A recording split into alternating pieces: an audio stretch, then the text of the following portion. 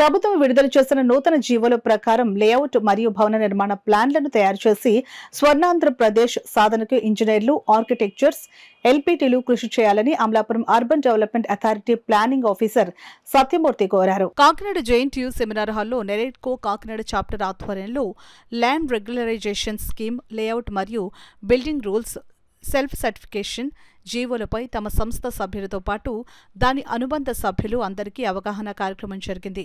నెరెడ్కో Kakinada chapter president PV Venugopalarao అధ్యక్షత వహించగా Amalapuram urban development authority planning officer A Satyamurthy ముఖ్య అతిథిగా పాల్గొన్నారు. కార్యక్రమంలో కన్సల్టింగ్ ఇంజనీర్ పివి వేణుగోపాలరావు ప్రభుత్వం విడుదల చేసిన కొత్త చట్టాలపై అవగాహనతో పాటు సభ్యులు అడిగిన సందేహాలను నివృత్తి చేశారు.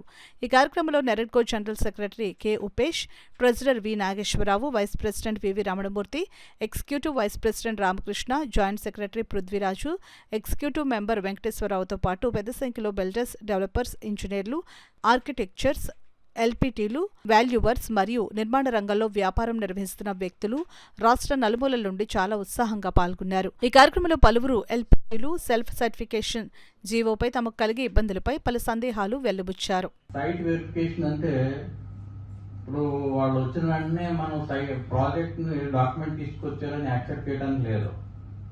గ్రౌండ్ మీదకి వెళ్తే అక్కడైనా టవర్ లైన్ ఉండొచ్చు, లేదా పక్క నుంచి ఒక నాలాయో లేకపోతే ఇంకోటి ఏదో వెళ్ళుండొచ్చు. సో అటువంటి సిచ్యువేషన్స్ లో మనం ఇమీడియట్ గా ఇది దీంట్లో ఈ ప్రాబ్లం ఉందని మనం చెప్పడానికి ఆస్కారం ఉంటుంది.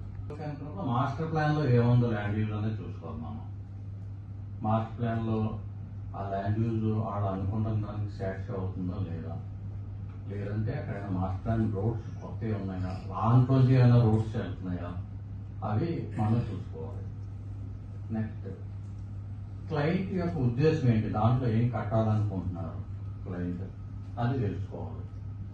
తర్వాత జోనింగ్ రెగ్యులేషన్స్ ప్రకారం క్లయింట్ చెప్పిన ప్రాజెక్టు ఆ సైట్లో వైబుల్ పర్మిసిబులా కాదని మనం చూసుకోవాలి. తర్వాత అప్పుడు మనం డ్రాయింగ్లోకి వెళ్ళాలి.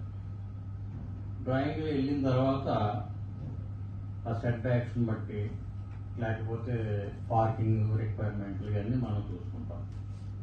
అవన్నీ చూసిన తర్వాత ఆ ప్రపోజల్కి కావాల్సిన ఎన్ఓసీలు ఏమున్నాయి.